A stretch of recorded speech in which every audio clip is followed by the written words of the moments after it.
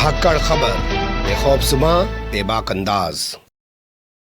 धाकड़ खबर में आपका स्वागत है। मैं आपके साथ हूं अकरम रईस खान। हमास के हमले के बाद शुरू हुई इजराइल और फलस्तीन की जंग को आज 8वां दिन हो चुका है।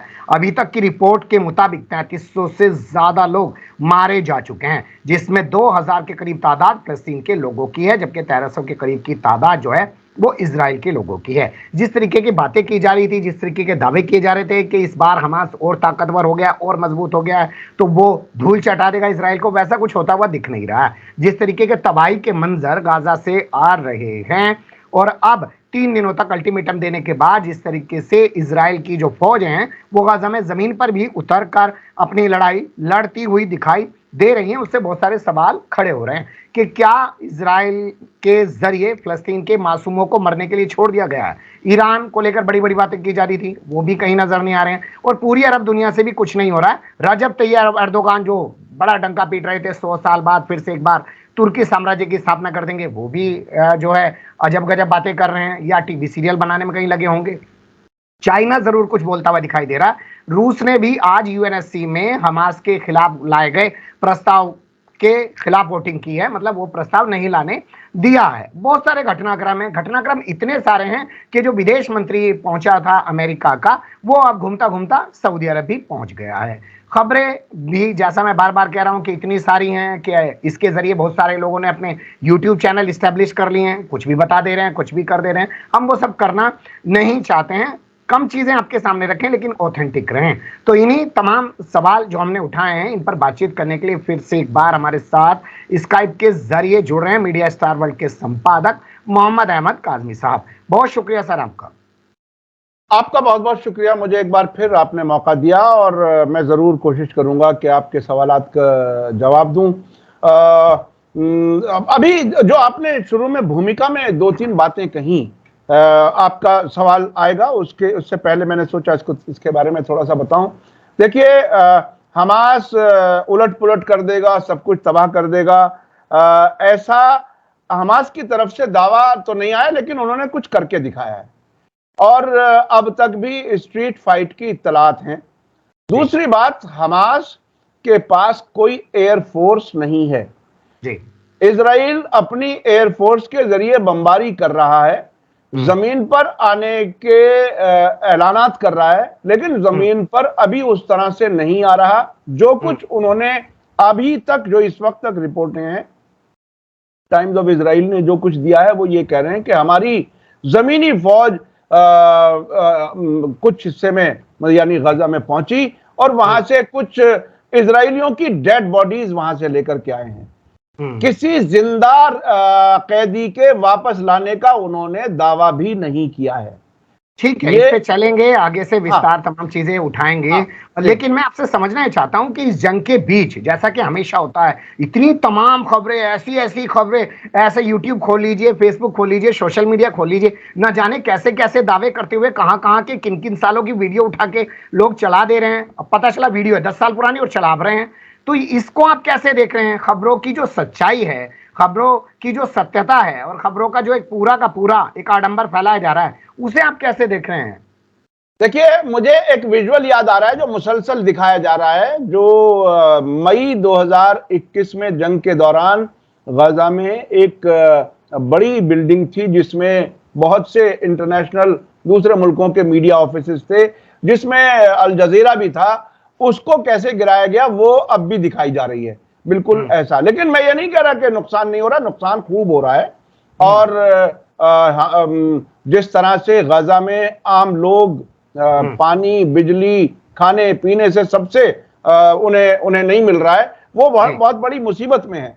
लेकिन इजराइल अभी भी अपने लोगों को बचाने की कोशिश कर रहा है। अभी जब मेरी आपसे बात हुई है, नहीं, मैं आपको एक बात और बताऊं, अभी जब मैं आपसे बात कर रहा हूं, कुछ मिनट पहले ही मैंने अल जजीरा की लाइव रिपोर्टिंग एश्केलॉन से देखी है। एश्केलॉन में अल जजीरा का जर्नलिस्ट, जो यकीनी तौर पर यहूदी ही होगा, उसने जो रिपोर्टिंग की है कि इजरायली फौज ऐसा कुछ दिखाने की कोशिश कर रही है जिससे यह लगे कि वो अपने कैदियों को किसी तरह से वापस लाने की कोशिश कर रही है। लेकिन उसने भी ये बात कही कि उसमें कोई कामयाबी नहीं मिल रही। अब से पहले भी इजरायली कैदी फिलिस्तीनियों के हाथ में रहे हैं, उसको भी छुड़ाने में बहुत बरस लगे थे और अदला बदली में ही ये मुमकिन हो सका था। कोई ऐसा ऑपरेशन होता हुआ नजर नहीं आ रहा जिसमें इजरायली फौज उनको निकाल सके। ठीक है, इन सवालों पे आएंगे, लेकिन फिर मैं समझना चाहता हूं, क्योंकि इतना सब कुछ हंगामा बरपा है, लोग यकीन नहीं कर पा रहे हैं कौन सी खबर सच है, कौन सी खबर झूठ है। एक पूरी के पूरे मुझे लगता है ये भी वहीं से सब कुछ चला और चलाया जा रहा है क्या? बिल्कुल, देखिए मैं आपको बताऊं, दूसरे दिन तीसरे दिन इजरायली सरकार ने विदेशी मीडिया को यह कहा कि हम उन इलाकों में ले जा रहे हैं जहां हमास ने आम शहरियों का कत्ल किया है। उसके बाद कुछ ऐसी तस्वीरें दी गई जिसमें बच्चों के कत्ल की बात थी, औरतों को बेइज्जत करने की जो वीडियो आई थी वो बिल्कुल फेक थी, जो उसे बाद में हटा लिया गया। तो जिस तरह से हमारे यहां भी फेक मीडिया चलाया जाता है बीजेपी आरएसएस के जरिए, या हत्या के बिल्कुल वही आइडिया इजराइल की तरफ से भी, और आरएसएस और इजराइल चूंकि बहुत ही नजदीकी तौर पर एक दूसरे को कोऑपरेट करते हैं, तकरीबन वही तरीके यहां अपनाए जाते हैं और इस जंग में वहां भी वही तरीके अपनाए जा रहे हैं। लेकिन हकीकत इस वक्त भी यह है कि गजा से लगे हुए शहरों के लोगों को, इजरायली शहरियों को अपनी सरकार से यह शिकायत है कि हमारी मदद के लिए कोई नहीं आ रहा। चलिए, आपने बात मदद की तो अब शुरुआत सवालों की करते हैं और बात मदद की ही करते हैं। जिस तरीके से फिलिस्तीन की मदद अरब दुनिया को करनी चाहिए वैसी तो होती हुई दिखाई नहीं दे रही है। मदद की जो बातें की जा रही हैं वो भी वेस्टर्न जो है कंट्रीज के जरिए की जा रही है, यानी मारेंगे भी वही, पुचकारेंगे भी वही, ये सिर्फ अगल बगल में बैठ के हाय तौबा करेंगे या तमाशा देखेंगे। लेकिन उस मदद के बारे में भी बहुत दिलचस्प मैं और बात बता सकता हूं। मदद पहुंचेगी महमूद अब्बास जैसे मुनाफिक वाले एरिया में, मदद गाजा में नहीं पहुंचेगी। जिस मदद के नाम पर वेस्टर्न मुल्क अपनी इंसानी शक्ल बताना चाहते हैं वो वहां नहीं पहुंचती हुई नजर आ रही। और अब ये समझ लीजिए कि महमूद अब्बास की जो फिलिस्तीनी अथॉरिटी है ये कोशिश ये कर रहे हैं, इनके इरादे ये हैं कि हमास को पूरी तरह से खत्म कर दिया जाए, जो इजराइल के खिलाफ लड़ने वाले ग्रुप्स हैं उनको सबको तहस नहस कर दिया जाए और फिर महमूद अब्बास जैसे मुनाफिक को ही यहां का लीडर बताया जाए और उसके बाद अपनी जय जयकार, अपना एजेंट उधर भी, और जो चाहेंगे वो होगा। तो ये तैयारियां हैं। दो चीजें आप कह रहे हैं कि हमास को बाहर से तो खतरा है ही है, हमास को अंदर से भी जो है महमूद अब्बास के जरिए भी खतरा है, या महमूद अब्बास को भी लगता है ये हमास का झगड़ा ही खत्म हो फिर सारा टंटा ही खत्म हो जाएगा, ये सब बवाल नहीं होगा। अगर वो ऐसा सोच भी रहे हैं तो इससे तो शांति भी तो स्थापित हो सकती है, ये बात भी तो कही जा सकती है। सब शांति स्थापित तो इससे पहले भी थी। अगर इजरायलियों के कब्जे में सब कुछ दे करके ही शांति आप चाहते हैं तो फिलिस्तीनियों के लिए क्या किया आपने? आप महमूद अब्बास इजराइल के कहने पर मुसलसल फिलिस्तीनी लड़ाकों की गिरफ्तारी करके इजरायली फौज को दे देते हैं। अगर ये अमन का तरीका है तो सबको कत्ल कर दीजिए, सबको दफन कर दीजिए, अमन हो जाएगा। उसी लाइन पर इजराइल चाहता है और उसी की मदद महमूद अब्बास जैसे लोग करते हैं। बहुत रिपोर्टें डिटेल से आई हैं, हमने अपने चैनल पर भी इस किस्म की रिपोर्टें बहुत बार दी हैं जिसमें ये बात खुल करके आई है। खुद फिलिस्तीनी जो जर्नलिस्ट हैं वो इस बात को सबूतों के तौर पर देते रहे हैं कि महमूद अब्बास मुसलसल वो जो सिक्योरिटी एग्रीमेंट है इजरायली सरकार के साथ वो असल में फिलिस्तीनियों को कुचलने के लिए ही है। चलिए, बहुत ठीक आपने कहा कि भैया ये तमाम चीज़ें जो हैं वो स्थानीय पत्रकार हैं खुलासा करते रहते हैं, लेकिन हमास ने जो किया उसका खामियाजा आम आदमी को वहाँ के भुगतना पड़ रहा है। लोग हिजरत कर रहे हैं, पलायन कर रहे हैं, वहाँ पर बिजली नहीं है, पानी नहीं है, खाने को नहीं है, अस्पतालों की हालत बद से बदतर हो चुकी है, स्कूल यूनिवर्सिटियाँ तक तबाह बर्बाद कर दी गई हैं। तो आम आदमी क्यों सफ़र करे? चाहे वो महमूद अब्बास की लड़ाई हो, चाहे वो हमास की लड़ाई हो, आम आदमी क्यों सफ़र करे? ये बात आपकी बिल्कुल सही है कि आम आदमी क्यों सफ़र करे, लेकिन अब दूसरी तरह से उसको देखिए। क्या फिलिस्तीनी जो रेजिस्टेंस फोर्सेस हैं, जो इजराइल के कब्जे को गलत मानती हैं, जो इजराइल को मुल्क ही तस्लीम नहीं करती, क्या वो मुसलमानों के किबला अव्वल मस्जिद अल अक्सा की बेहुरमती होते हुए खामोश देखती रहें? क्या फिलिस्तीनियों का रोज इजरायली कत्ल करें, बाकी दुनिया तो खामोश रहे? क्या ये रेजिस्टेंस फोर्सेस भी बिल्कुल खामोश हो जाएं? तो फिर अपना हक मांगने का कौन सा तरीका अपनाएं, जबकि पूरी दुनिया की हुकूमतें और जो यूनाइटेड नेशन जैसे बदमाशों के अड्डे मैं इसलिए कह रहा हूं कि यूनाइटेड नेशन ही वो ऑर्गेनाइजेशन है जिसके रास्ते से अमेरिका एंड कंपनी ने इजराइल को एक मुल्क के तौर पर तस्लीम कराया है। अगर उसी को सबको कबूल करना है और उसके नाम पर अमन चाहिए, तो जो बाज़मीर लोग हैं जिनके दिल में अपनी नेशनलिज्म है फिलिस्तीन को बचाने की या अपने घरों को अपने बच्चों के लिए छोड़ने की, वो कहां जाएंगे, किस तरह से रिएक्ट करेंगे? कोई दुनिया बताए हमास को या फिलिस्तीनियों को हक कैसे मिले? किसी ने क्या हक दिलाने की आज तक कोशिश की? आम चलिए, हक आदमी दिलाने की किसी ने कोई कोशिश नहीं की, लेकिन अब सवाल उठ रहा है कि ईरान की मदद से हक पाने की कोशिश की जा रही है, तो ईरान मदद करने के लिए क्यों नहीं आगे आ रहा है जी? ईरान के लोग सिर्फ बयानबाजी कर रहे हैं, सऊदी अरब से फोन पे बात कर रहे हैं, या ईरान का विदेश मंत्री जो है कभी इस देश चला जा रहा है, कभी उस देश चला जा रहा है, कर क्या रहे हैं? वो तो कह रहे हैं हमारा कोई रोल ही नहीं है इसमें। देखिए, ये इसके लिए जरा गहराई में जाना पड़ेगा।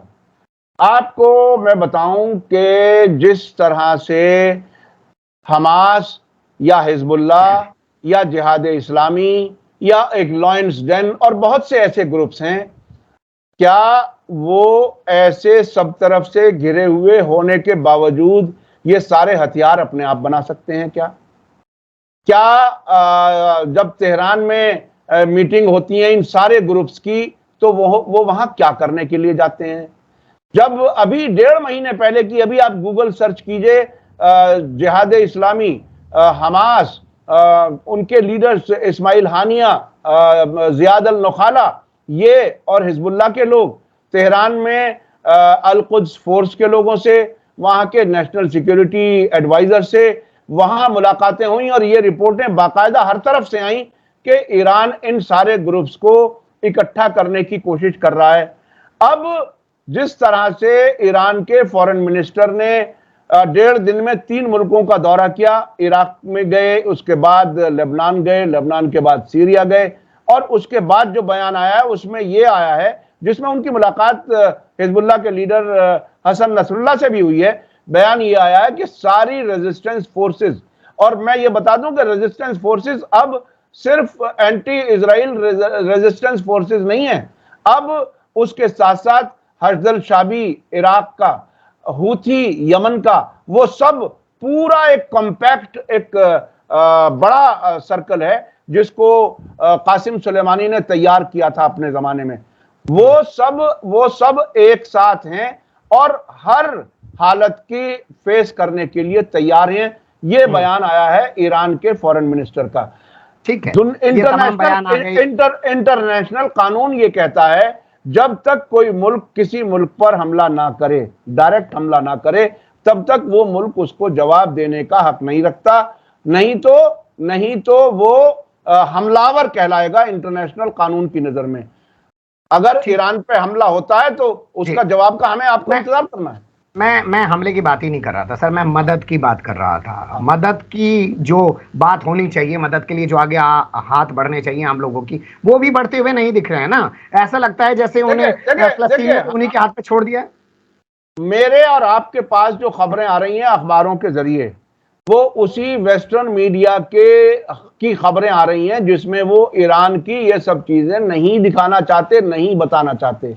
अगर आप उसको और समझना चाहें तो इस इलाके का अरबिक, फारसी जो मुख्तलिफ मीडिया आउटलेट्स हैं, अगर आप उसको बारीकी से देखेंगे, समझेंगे, तो आपको ये अंदाज होगा। यहां बैठ करके इस वेस्टर्न मीडिया के जाल में फंसा हुआ हमारा गोदी मीडिया जो कुछ बता रहा है, उससे आपको, हमारे दर्शकों को मालूम नहीं होगा। मैं मुसलसल तकरीबन 24 घंटे उस पूरे एरिया के मीडिया पर नजर रखते हुए जो बातें बता रहा हूं, उसकी बुनियाद पर बता रहा हूं, और मुझे इस बात का यकीन है कि ईरान मदद कर रहा है।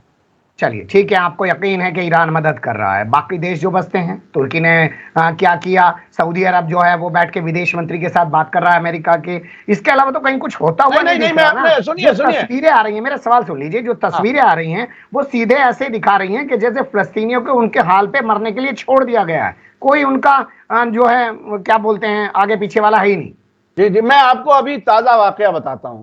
अभी जब अमेरिका की कोशिश थी सऊदी अरब और इजराइल के बीच में ताल्लुकात नॉर्मल करने के लिए, तो उसमें सऊदी अरब ने अपने मुल्क में कोई इसकी मुखालफत ना हो, उसके लिए उन्होंने फिलिस्तीनी अथॉरिटी के महमूद अब्बास को बुलाया, मुलाकात की और कुछ पैसे देने के लिए बात की। अब दुनिया में यह बात आमतौर पर कह दी जाती है कि हम फिलिस्तीनियों की मदद कर रहे हैं।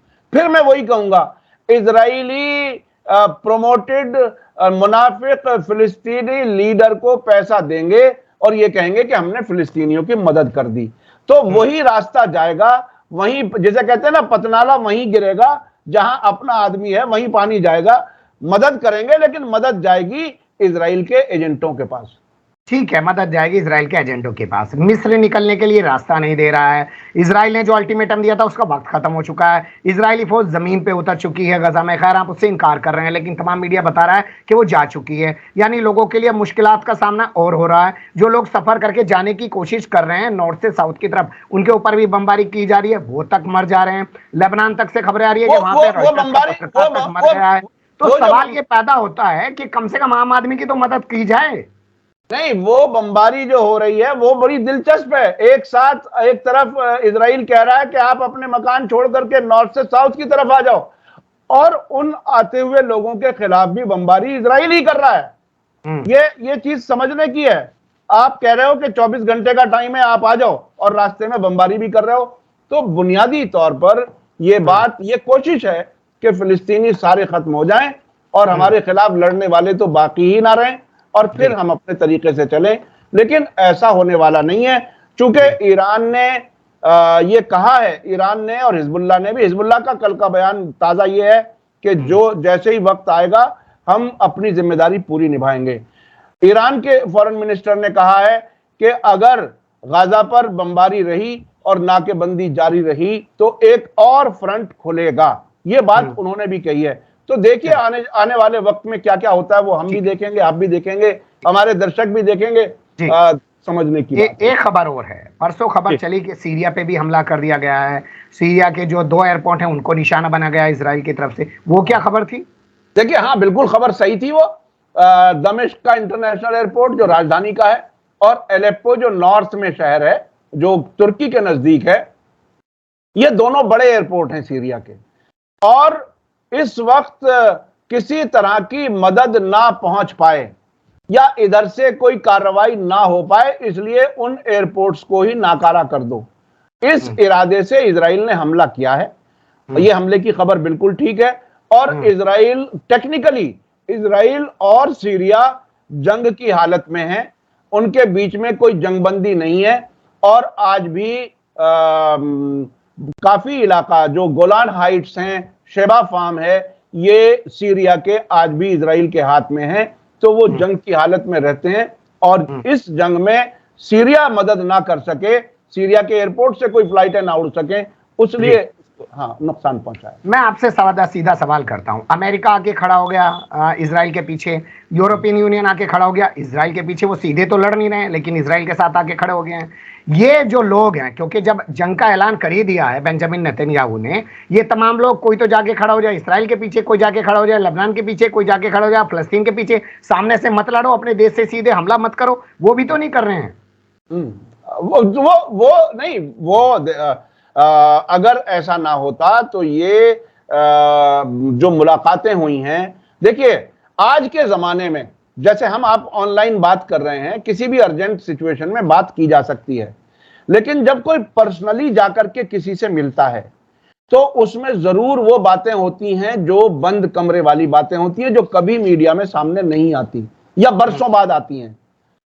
मुझे ऐसा अंदाज है, ऐसा आभास है कि ईरान के जो फॉरेन मिनिस्टर गए, 3 मुल्कों का दौरा किया, तो जरूर कोई तैयारी की हालत में हैं। और मैं आपको बता दूं कि सीरिया में ईरान के मिलिट्री एडवाइजर्स भी मौजूद हैं, हिजबुल्लाह भी मौजूद है, और इराक का हिजबुल्लाह, जिसे कताइब हिजबुल्लाह कहते हैं या हिजबुल्लाह ब्रिगेड कहते हैं, उन्होंने भी धमकी दी है कि हम अगर वहां हमले जारी रहे तो इराक में अमरीकी छावनियों पर और इस पूरे इलाके में जहां जहां अमरीकी हैं उन पर हमले करेंगे। तो सिचुएशन बहुत गर्म है, नो डाउट, लेकिन चलिए, अच्छी बात है। देखिए, ये जो राजनीतिक बातें हैं वो आप बता रहे हैं कि क्या चल रहा है क्या नहीं चल रहा है, लेकिन अगर जमीनी सतह पर आके देखी जाए तो आम आदमी के लिए कुछ होता हुआ नजर नहीं आ रहा है। ख्याली पुलाव जैसे वेस्टर्न मीडिया पका रहा है, वैसे इधर का मीडिया भी जो है वो ईरान या बाकी देशों के लिए पका रहा है। ये कहना कुछ गलत है क्या?